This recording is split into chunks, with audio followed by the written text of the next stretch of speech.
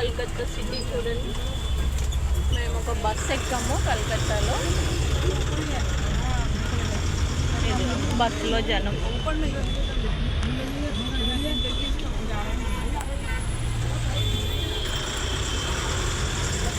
ఇక్కడ చూడడానికి శ్రీలేదర్ దగ్గరకు వచ్చాము.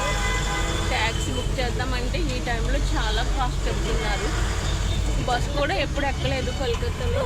ఫస్ట్ టైం బస్ ఎక్కుదాం అనుకున్నాము, అందుకే బస్ ఎక్కాం.